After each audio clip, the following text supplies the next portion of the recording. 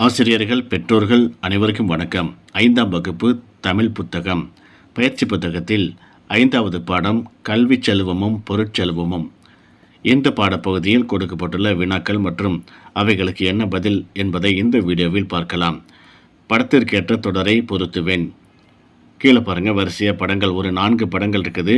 வலது பக்கத்தில் அதற்குரிய பொருள் கொடுத்துருக்காங்க, அதாவது தொடர் கொடுத்துருக்காங்க. பொருத்தமானதை படித்து பார்த்து கோடு போட்டு இணைக்க சொல்லியிருக்காங்க.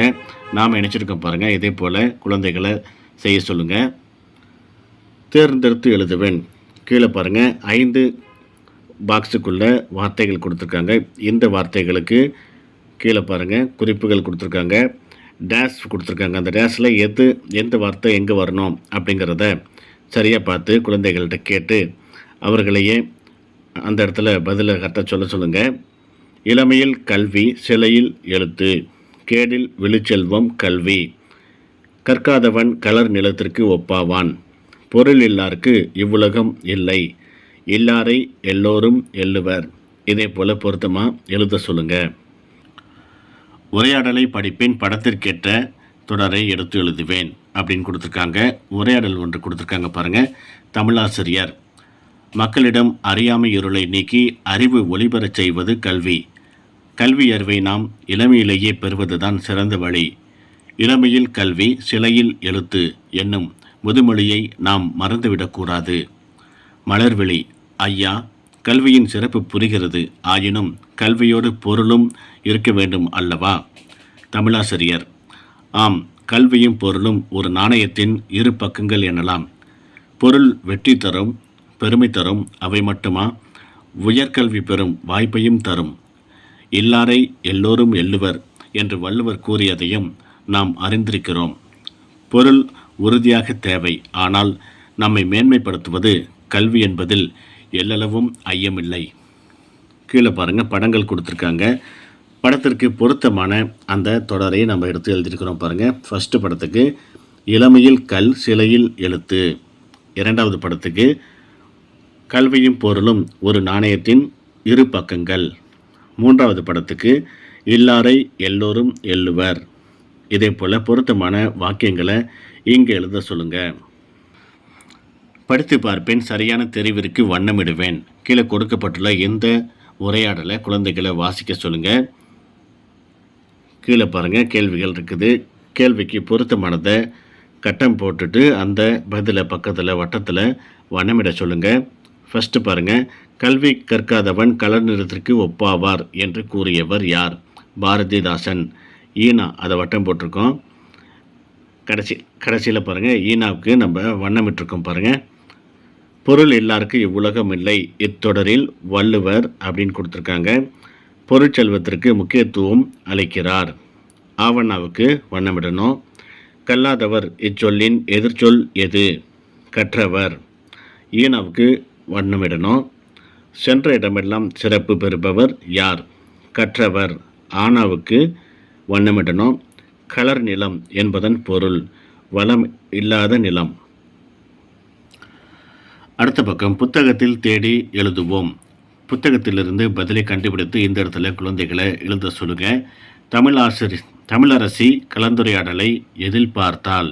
தமிழரசி கலந்துரையாடலை தொலைக்காட்சியில் பார்த்தால். கல்வியின் சிறப்பை பற்றி பேசியது யார்? கல்வியின் சிறப்பை பற்றி பேசியது மலர்விழி. கல்வி குறித்து வள்ளுவர், பாரதிதாசன் கூறியவற்றை எழுதுக. கல்வி கற்காதவன் கலர் நிலத்திற்கு ஒப்பாவான் என்று பாரதிதாசனும், கேடில் விழுச்செல்வம் கல்வி என்று வள்ளுவரும் கூறியிருக்கிறார்கள். தமிழாசிரியர் நாணயத்தை எதற்கு ஒப்பிட்டு கூறினார்? கல்வியும் பொருளும் ஒரு நாணயத்தின் இரு பக்கங்கள் என்றார் தமிழாசிரியர். படிப்பேன், பிழை திருத்தி எழுதுவேன். இந்த பகுதியில் அவங்க கொடுத்துருக்காங்க. ஃபஸ்ட்டு பாருங்கள், லைன் குரங்கு பழத்தை தின்றான் அப்படின்னு இருக்குது.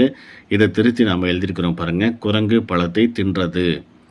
சிறுவர்கள் பள்ளியில் விளையாடினால். சிறுவர்கள் பள்ளியில் விளையாடினார்கள். யானைகள் கரும்பை தின்றது. யானைகள் கரும்பை தின்றன. கலா பாடல் பாடினான். கலா பாடல் பாடினாள். அடுத்து கீழே பாருங்கள், உரையாடலை படிப்பேன், பிழை திருத்தி எழுதுவேன். இந்த உரையாடலை படிக்க சொல்லுங்கள் குழந்தைகளை. கீழே நம்ம திருத்தி எழுதியிருக்கிறோம் பாருங்கள். தேன்மொழி: இந்த பூங்கா அழகாக இருக்கின்றது அல்லவா? அகிலன்: ஆமாம், இது மிகவும் அழகாக காட்சியளிக்கிறது. தேன்மொழி: எங்கே பார், வண்ண வண்ண பூக்கள் இருக்கின்றன. அகிலன்: ஆமாம் ஆமாம், இந்த பூக்கள் பார்க்க எவ்வளவு அழகு. தேன்மொழி: இதுபோல் நம் வீட்டிலும் பூக்கள் பூக்க என்ன செய்யலாம்? அகிலன்: எங்கள் வீட்டின் அருகில் விதைக்கடை இருக்கிறது. தேன்மொழி: வா, நாம் இருவரும் அங்கு சென்று விதை வாங்குவோம். பிறகு பூந்தொட்டியில் விதைகளை விதைக்கலாம். இதே போல பிழைகளை திருத்தி இங்கே எழுத சொல்லுங்க. அடுத்த பக்கம் 2 பத்திகளையும் படிப்பேன், விடுபட்டதை நிரப்புவேன். மேலே ஒரு பத்தி கொடுத்துருக்காங்க, கீழே ஒரு பத்தி கொடுத்துருக்காங்க, இடையில கோடு போட்டிருக்காங்க. கோடு போட்ட இடத்துல என்ன வரும் அப்படின்னு சொல்லி கேட்குறாங்க. நடுவில் பாருங்கள் படம் கொடுத்துருக்காங்க. இந்த படத்தை பார்த்துட்டு அந்த விடுபட்ட இடத்துல நிரப்ப சொல்கிறாங்க. நாம் நிரப்பியிருக்கிறோம் பாருங்கள். இதே போல் குழந்தைகளை கண்டுபிடித்து நிரப்ப சொல்லுங்கள். படிப்பேன், மின்னுவேன். இந்த பகுதியில் சின்ன வார்த்தைகள் கொடுத்துருக்காங்க பாருங்கள். இதை குழந்தைகளை படிக்க சொல்லுங்கள். படித்தல் பயிற்சிக்காக இது கொடுத்துருக்காங்க. அதே போல் கீழே பாருங்கள், அட்டவணையை படிப்பேன், விடை எழுதுவேன். இந்த அட்டவணையில் இருக்கக்கூடிய புதிய வார்த்தைகளை குழந்தைகளை வாசிக்க சொல்லுங்கள். அதுக்கு பிறகு கீழே பாருங்கள், 2 கட்டங்கள் இருக்குது. உயிரற்றவை, தாவரங்களிலிருந்து கிடைப்பவை. முதல்ல உயிரற்றவை: மேடை, ஓசை, வடை, விடை, மாலை, வீணை, நகை, கூடை, மழை, இசை, வைரம், சைகை. அதே போல் தாவரங்களில் இருந்து கிடைப்பவை அப்படின்னு போட்டு பக்கத்தில் இருக்குது. விதை, தென்னை, இலை, எலுமிச்சை, முருங்கை, வெற்றிலை, கற்றாழை, வாழைத்தார், குடைமிளகாய். இதே போல் இந்த வார்த்தைகள் எல்லாமே இங்கே மேலே இருக்குது. குழந்தைகளை கண்டுபிடித்து கீழே கட்டத்தில் கரெக்டாக பிரித்து எழுத சொல்லுங்கள். படிப்பேன், மகிழ்வேன் அப்படின்ட்டு அடுத்த பக்கம் இருக்குது. 4 கட்டங்கள் இருக்குது பாருங்கள். ஃபஸ்ட்டு உள்ளதை நான் படிக்கிறேன் பாருங்கள். பை, மஞ்சள் பை, துணியாலான மஞ்சள் பை, ஆதிரையின் துணியாலான மஞ்சள் பை. இதே போல் இந்த 4 கட்டங்களையும் குழந்தைகளை வாசிக்க சொல்லுங்கள். படித்தல் பயிற்சிக்காக இது கொடுத்துருக்காங்க. படிப்பேன், சிறகடிப்பேன். இந்த பாடலை குழந்தைகளை வாசிக்க சொல்லுங்கள். அடுத்த பக்கத்தில் விரைவாக படிப்பேன், படித்த நேரத்தை குறிப்பேன். கீழே கொடுக்கப்பட்டுள்ள இந்த வார்த்தைகளை குழந்தைகளை 4 முறை படிக்க சொல்லுங்கள். ஒவ்வொரு முறையும் அவங்க படிப்பதற்கு எடுத்துக்கொண்ட நேரத்தை கீழே இந்த இடத்துல 1, 2, 3, 4 அப்படின்ட்டு போட்டிருக்காங்க பாருங்கள். அந்த இடத்துல குறிக்க சொல்லுங்கள். எவ்வளோ நேரத்தில் அவங்க படிக்கிறாங்க அப்படிங்கிறத இதை வச்சு நம்ம தெரிஞ்சுக்கலாம். அதே போல் விரைவாக படிப்பேன், படித்த நேரத்தை குறிப்பேன் அப்படின்ட்டு இந்த பகுதி கொடுத்துருக்காங்க. இந்த பகுதியை குழந்தைகளை வாசிக்க சொல்லுங்கள். ஒரு 4 முறை படித்த பிறகு ஒவ்வொரு முறையும் எவ்வளோ டைம் ஆகுது அப்படிங்கிறத இந்த இடத்துல குறிக்க சொல்லுங்கள். வாசித்தல் பயிற்சிக்காக தான் இந்த பகுதி கொடுத்துருக்காங்க.